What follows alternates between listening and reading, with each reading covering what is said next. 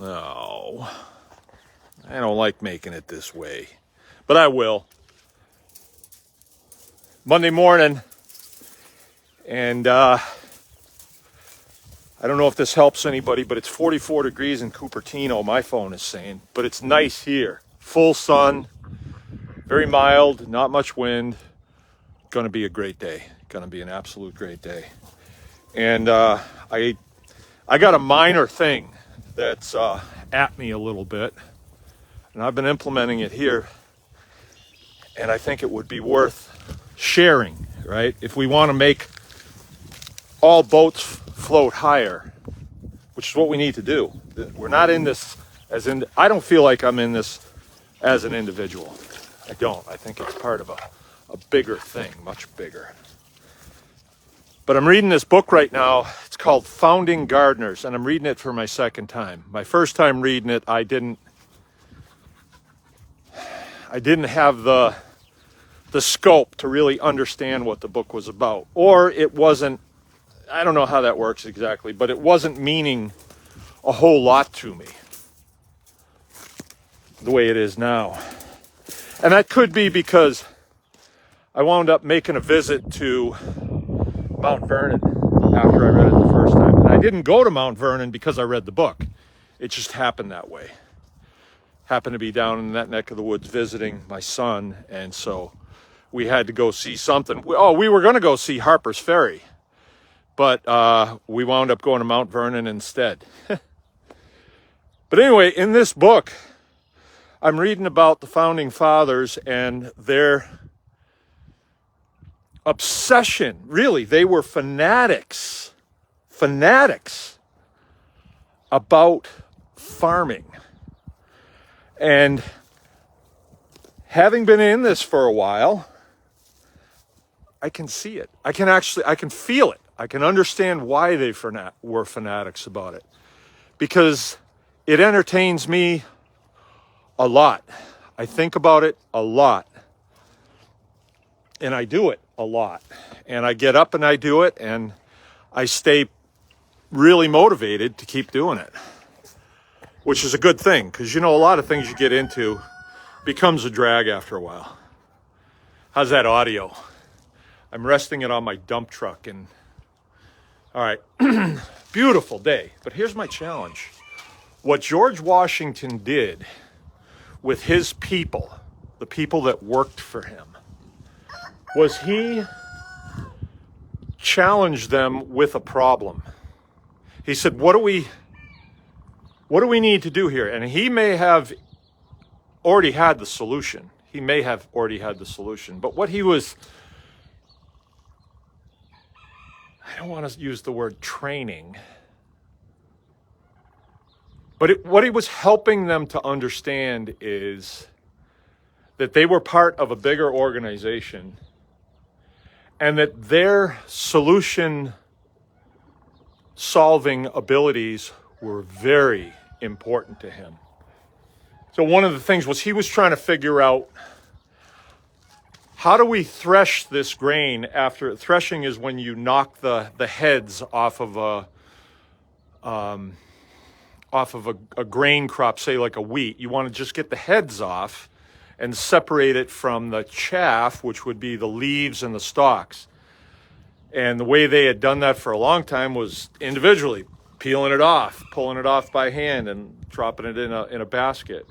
And then they noticed that when the draft animals walked over it, that happened. So then they started doing that, but draft animals urinate manure. So that was kind of a problem. And so he wound up getting a lot of information from people, a lot of the people that worked for him. And came up with an idea for a barn. And it was a 16-sided barn, and the animals walked on top, and they dragged something around in a circle, and the kernels fell through the floor. I don't know exactly how that worked. I did see that at Mount Vernon, but I had only read the book kind of cursory, and I didn't say, wow, I'd like to see how that works. But he challenged his people all the time about how to do this. one of the things that I thought was pretty cool, he reorientated his house so that it faced, or where him and Martha used to sit, faced west, because they wanted to turn their back on the king and look to the new world, which was the west. And he was at the time in, you know, still pretty much on the East Coast. But one of the problems that he had was when he sat there, he wanted to look out onto the Potomac. With him and Martha wanted to sit there and look out on the Potomac. And I know how this happens. You build a fence line, and when you're sitting, that top rail is right in your way. You can't see what you want to see. That's happened here several times. And I never thought about, well, I got to move that fence because my field of view is really important to me. And so I'm going to put this effort forward. I don't think that way, but I kind of do now. So what he did was, how do you get this fence out of here? And so they solved it. On the hillside, they cut into the hillside, sort of like a switchback on a mountain road when you're going up. They cut in, they built a retaining wall, and the cows could not climb that retaining wall, or didn't want to climb that retaining wall.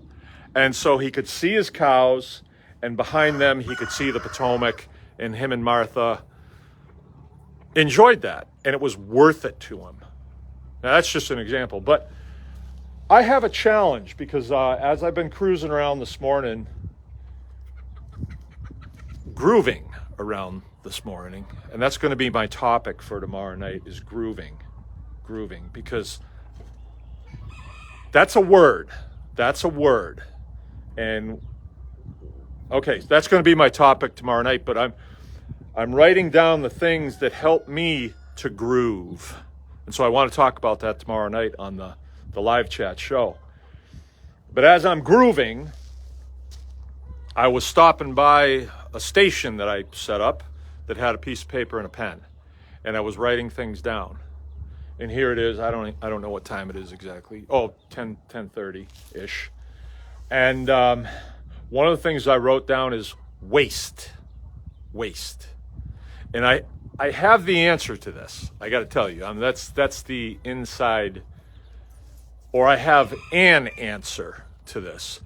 But should there be anything on the homestead that is waste?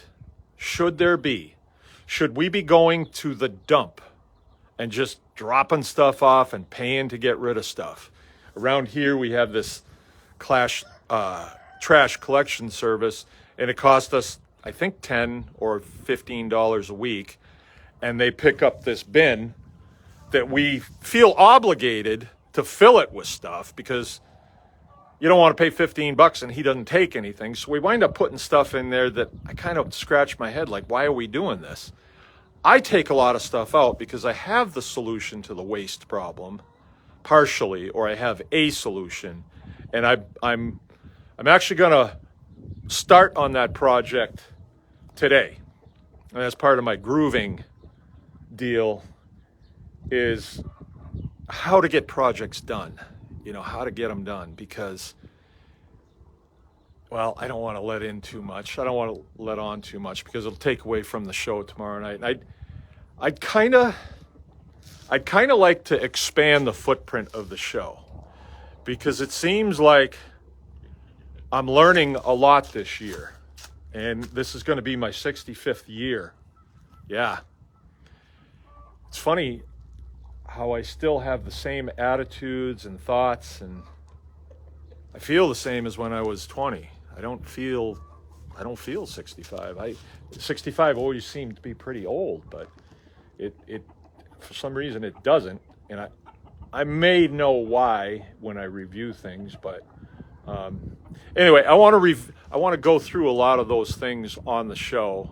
I don't want to do it just by this videoing, because I don't go deep on these things.